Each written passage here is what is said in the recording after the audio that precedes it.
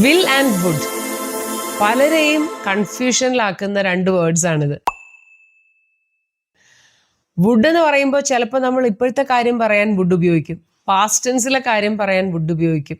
അപ്പോൾ ഇത് എവിടെയാണ് ഉപയോഗിക്കേണ്ടതെന്ന് പലർക്കും ഇങ്ങനെ മാറിപ്പോവും. അപ്പോൾ നമുക്ക് ഈ കുറച്ച് എക്സാമ്പിൾസിലൂടെ ഞാൻ നിങ്ങൾക്ക് അതൊന്ന് ക്ലിയർ ചെയ്ത് തരാം. നിങ്ങളൊന്ന് ശ്രദ്ധിച്ച് കേട്ട് നോക്കൂ കേട്ടോ. I will call you tomorrow.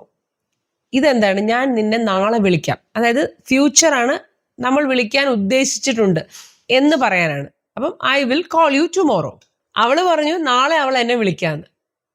She said she would call me the next day. അടുത്ത ദിവസം വിളിക്കാന്ന് അവൾ പറഞ്ഞു. ഇവിടെ നമ്മൾ ഈ വില്ലിനെ നമ്മൾ വുഡ് ആക്കുന്നു. അപ്പൊ അവിടെ അത് വുഡ് പാസ്റ്റ് ടെൻസ് ആണ്. I will call you tomorrow എന്ന് പറഞ്ഞത് റിപ്പോർട്ടഡ് സ്പീച്ചിലാക്കിയപ്പോഴാണ് നമ്മൾ വില്ലിനെ വുഡ് ആക്കി മാറ്റിയത്.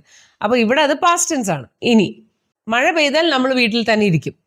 അപ്പൊ നാളത്തെ കാര്യം, ഇപ്പൊ നാളെ മഴ പെയ്യും, നമുക്ക് ഉറപ്പാണ് മഴ പെയ്യും എന്ന്. അപ്പൊ നമ്മൾ പറയുന്നത് ഇങ്ങനെ ആയിരിക്കും, if it rains we will stay home. മഴ പെയ്താൽ നമ്മൾ വീട്ടിലിരിക്കും. ഇത് ഫസ്റ്റ് കണ്ടീഷണൽ ആണ് കേട്ടോ.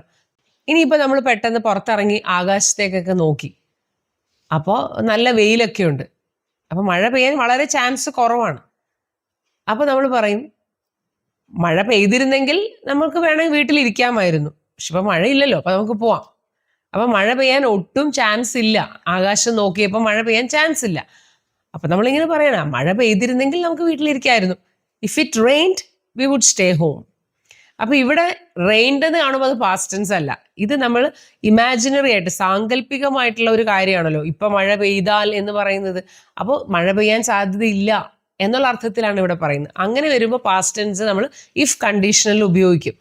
അപ്പോൾ if it rained we would stay home. അപ്പൊ മഴ പെയ്തിരുന്നെങ്കിൽ നമ്മൾ വീട്ടിലിരിക്കുമായിരുന്നു, മഴ പെയ്തില്ലല്ലോ, അതുകൊണ്ട് നമുക്ക് പോവാം എന്നാണ് അവിടെ ഉദ്ദേശിക്കുന്നത്. അപ്പൊ കണ്ടീഷണൽസിൽ വില്ലും വുഡും ഉപയോഗിക്കുന്നതാണ് ഇപ്പൊ പറഞ്ഞത്.